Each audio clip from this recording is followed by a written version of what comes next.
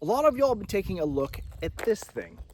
This is the PSA Dagger Micro C-1, and I figure it is only fitting to have a proper review of this after I've carried it for years. As you can see, there's a lot of wear marks on this thing. I have several thousand rounds through this thing.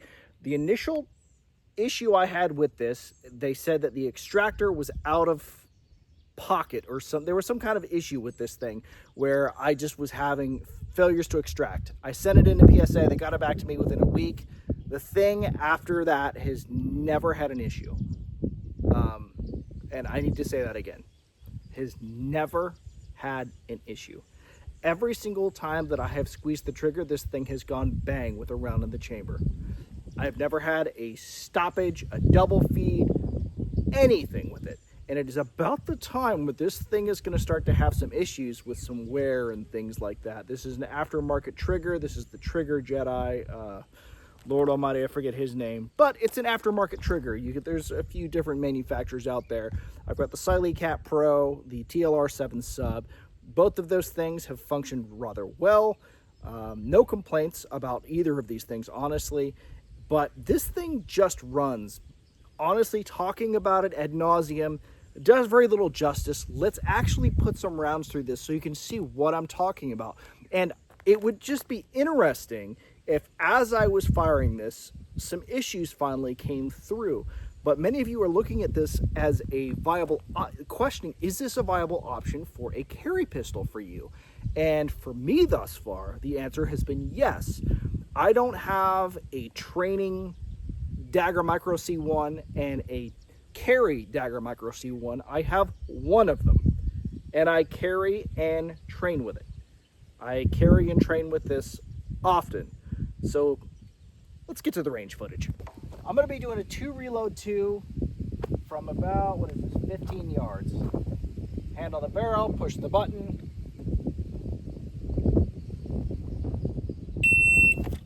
And one of my targets just fell over, so I'm going to go back to the first target. Okay, one just slightly outside C zone, 612. 612 for that. One just up, so it'd be about right here. Now it is time for the bill drill. I have one camera, so you're going to see back shots of me doing this thing, and then I'm going to move the camera around, and then I will have y'all, hopefully I don't shoot the camera, I will have a front view of you being able to see me shoot this thing. So here we go. Back up just a hair. There we go.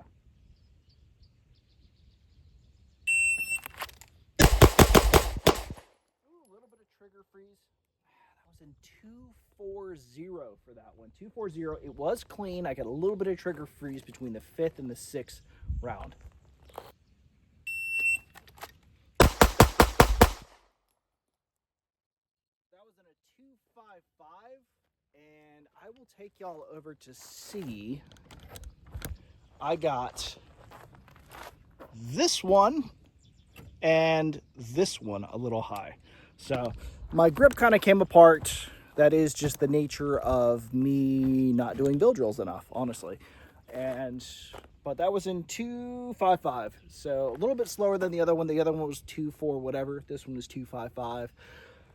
Not the best, not the worst, but a little bit of work to do. This one is called the tanker drill. Mozambique on the first target, slide lock reload to a bill drill on the second target. We'll see how this goes, about 7 yards. Targets are, farther apart. You can do this with a variety of different things. You can do it rifle, transition to pistol, do a bill drill on the pistol. You can do a bunch of different things, but it's basically a Mozambique to a reload or a transition to a bill drill.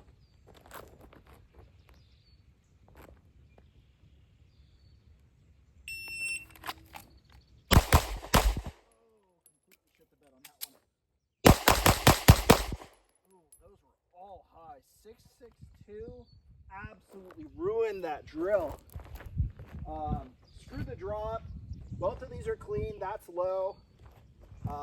These two are in. These four are high. Guy would be dead, but that's not the way that this drill is supposed to go. But you're seeing that the gun functions in real time, and that's indicative of a real training session. Sometimes the wheels come off, and that is good to. That's why we do this.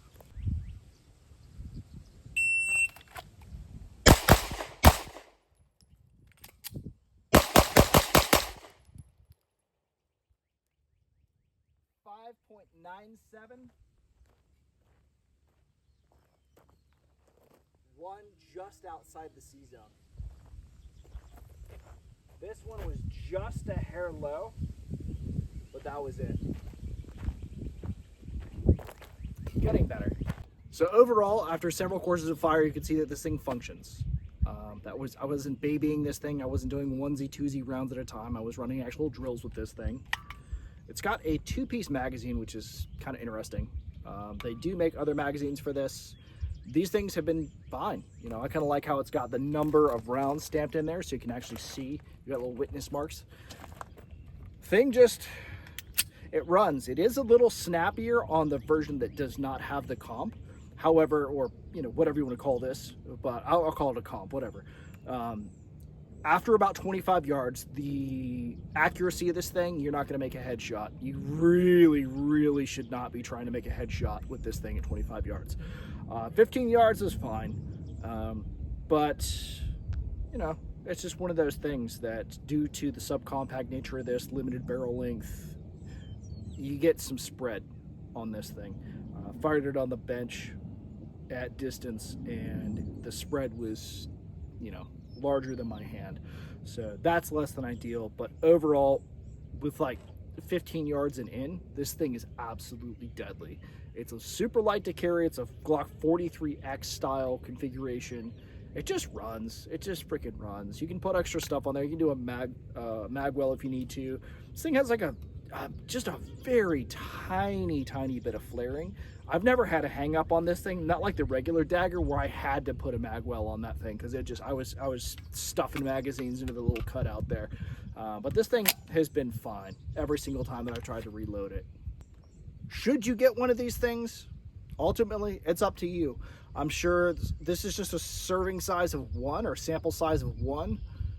Is yours going to be better than this? Perhaps. Is it going to be worse than this? Also, perhaps. Or is it going to be the same thing? Imagine that.